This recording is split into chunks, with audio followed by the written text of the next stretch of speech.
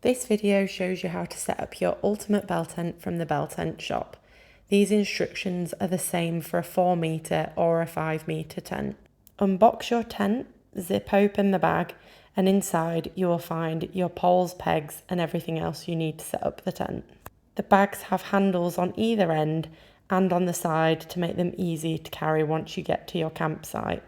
Inside you've got your tent, your pole bag which is labelled with your tent size, the guy lines, which if it's the first time you're setting it up, you'll need to tie on, your peg bag, which includes your ground sheet pegs and your guy line pegs, and some spare patches for any tears. Unstrap your tent and keep hold of those straps for later on. This is where you can start to roll out your tent and work out which way round you'd like your door. Start to unroll your tent. It does help if there are two of you, but you can do it on your own, as Charlotte is demonstrating here. The shiny surface is the ground sheet, which is the bit you want on the ground.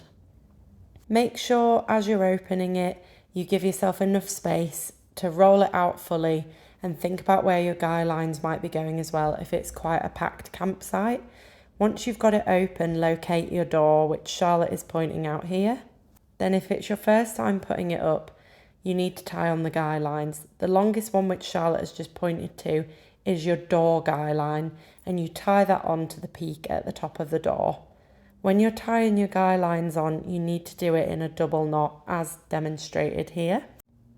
Once you've done this once, you don't need to do it again the next time you set up your tent. You can just pack it down with all the guy lines attached.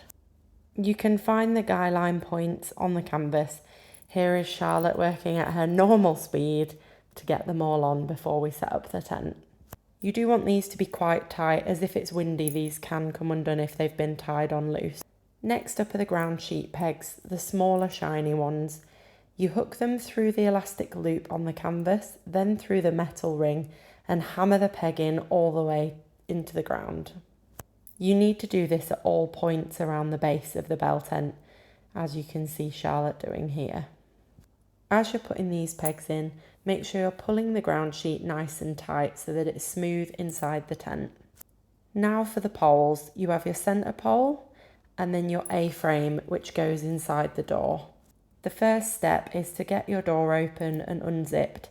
It has a fly net and an outer door. You want to make sure it's open all the way to the edges to give you lots of room when you're putting the pole in. We always say to take your shoes off so that you don't drag mud or grass into the tent before you've even got it up. Erect the pole as shown here, and you want the D-ring, which Charlotte's just pointing to, at the top of the pole as you go inside the tent. You're searching for the pointed cap. Insert the top of the pole into there, and then you can move inside the tent, straightening the pole as you go, and you're looking for a square patch on the floor, which is in the centre of the ground sheet to know that you've got it in the right place. This is made easier if you have someone else with you who can hold the door open. Next job is to put the A-frame in.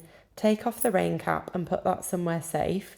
Insert the top of the A-frame through the gold loop. As you then assemble the pole inside the tent, you're then looking for this little socket on either side of the door to enter the end of the A-frame into. Then remember to put your rain cap back on the top. Next up, the guy lines. These are assembled using these large steel rebar pegs. If you loosen the guy lines for the first time you're using them, just slide the tightener up so that you have this loop.